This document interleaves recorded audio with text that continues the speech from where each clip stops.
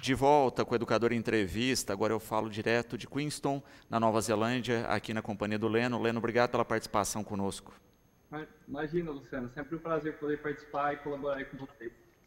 Bom, nós temos feito essa rotina, né, de mostrar a realidade de vários batataenses pelo mundo, né, e Uhum, quais são essas medidas que os governos locais têm tomado, como é que tem sido aí, no seu caso, na Nova Zelândia. uhum. Então, aqui, Luciano, eles deram o lockdown, né, que foi o fechamento de todo o comércio e somente farmácias e supermercados que estariam abertos. E até mesmo nesses locais tem um controle de movimentação e número de pessoas que pode se entrar e tal. É uma coisa que me chamou muita atenção foi a organização deles frente à movimentação dentro de mercados, sinalização no piso sobre distância. Então não pode se entrar em turmas, é sempre um a um, cada um com seu carrinho, número restrito de determinado tipo de produtos. A coisa está bem organizada, graças a Deus não está faltando parte de alimentos, medicamentos, está tudo bem controlado. O país é um país pequeno, porém o número de casos comparado com a população é grande. Nós tivemos somente uma morte, mas eu acredito que se você diluir isso também pela população, acaba sendo grande. Uhum. E assim, o pessoal está levando bem a sério esse lance, porque querendo ou não, também não é uma brincadeira, né? Perfeito. E a tua rotina de trabalho, né? O que mudou? Como é que tá isso aí? Então, Luciano, na empresa que eu trabalho, ela faz prestação de serviço para a área de hospitalidade, no caso hotéis, e também ela tem um outro campo que ela abrange a parte de escritórios, centros médicos, bancos. Então, teve muita carga, a carga horária foi reduzida, sim. Desses, em torno de 30 funcionários, somente 5 pessoas estão trabalhando na empresa. E dentre os 3 shifts que a gente chama, o shift da manhã, o shift da tarde e o shift da noite, só está funcionando um shift. Então, somente no período noturno, eles estão dando prioridade para as pessoas que moram ou que dividem casa, que trabalham, já estão vivendo em conjunto, que vá trabalhar nesses locais. Não teve quebras de contrato, porém, com a paralisação, muitos lugares estão parados. Porém, tem outros lugares que aumentaram a carga horária para fazer uma limpeza um pouco mais detalhada, uma desinfecção, que nem hospitais. Nós limpamos hospitais aqui também. Então, tem esse controle. E como eu estou com um cargo na empresa que é a parte de fiscalização e tal, fui escalado para trabalhar nesse lance de lockdown, mas eu estou trabalhando e estou dando suporte para o pessoal aí, para a equipe. Perfeito. Você falava dessa questão específica dos casos, né? E sempre existe esse monitoramento dos casos, dependendo do tamanho da população, não é? Até porque a Sim, gente sabe sim, disso, porque o medo de todo lugar nesse momento é de ter um boom de casos e a estrutura da saúde não dar conta do recado, sim, né? sim. Como é que está aí a saúde se preparando para esses casos? Você tem acompanhado Então, isso? até a última, a gente está sendo atualizado diariamente, lógico. O governo criou um site para dar suporte frente às informações para todo mundo. Então, nesse site ele engloba tudo, desde como que você faz para solicitar um auxílio financeiro, quais são as disponibilidades de determinados tipos de produtos em farmácias, em supermercados, até mesmo de atividades que você pode desenvolver na sua casa para que você não precise sair. Então, o suporte está sendo bem legal. E diante dos últimos casos, no caso, as últimas informações, a gente está tendo, nas últimas 24 horas, 13 casos prováveis de coronavírus. Então, assim, a gente vê que parece que está diminuindo a aparição de novos casos, entendeu? Só que frente a pessoas hospitalizadas, tá meio que estável, assim, sabe? Não tá aumentando, não.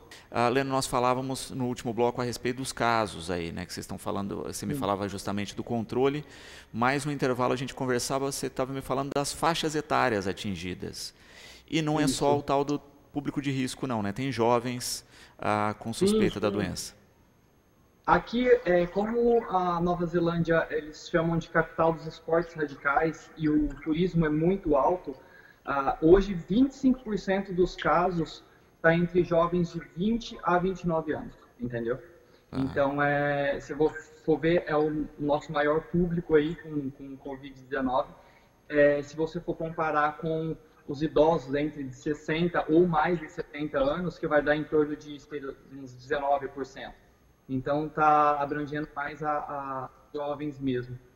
e jovens com uma qualidade boa de saúde, se a gente for pensar aí que vocês têm muito praticantes de esportes radicais. Isso, isso.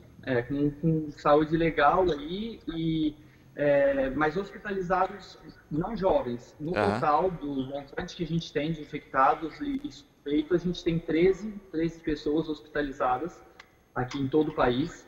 E o caso de morte que tem, uma morte aí, é de uma senhora que já tinha complicações médicas, complicações de saúde, que ela chegou a óbito, se eu não me engano, há 10 dias atrás. perfeito. E do ponto de vista da população, né? Quando as medidas foram adotadas, a população obedeceu? Como é que tem sido esse regramento aí? E existe alguma punição para quem não cumpre as medidas? Então, o pessoal pegou sim, acatou as medidas e está tendo fiscalização nas ruas, policiamento. A polícia está parando, pessoas pedestres estão parando o carro, perguntando para onde vai, o que está fazendo, entendeu? Punição eu não cheguei a ficar sabendo. Eu soube de uma festa que teve em um backpacker, que é como se fosse um hostel aqui, que tinha muitos jovens e eles fizeram uma festa interna lá desse hostel e teve uma denúncia. A polícia foi lá, fechou o local e agora as 60 pessoas que estavam participando lá da festa estão correndo risco de ser deportadas do país. Perfeito. Então a gente percebe aí que, como todo lugar, né, a gente tem falado com várias pessoas no mundo todo, tem uma rigidez aí, né, a França com multas, enfim, a gente tem vários países que estão fazendo realmente cumprir. E é interessante a gente entender isso, que não é só no nosso quintal, né, é o mundo inteiro com as Sim. mesmas medidas. Né? Sim, sim. E acredito que vai muito da colaboração individual, né? O que você faz fazer para você vai repercutir para todo mundo.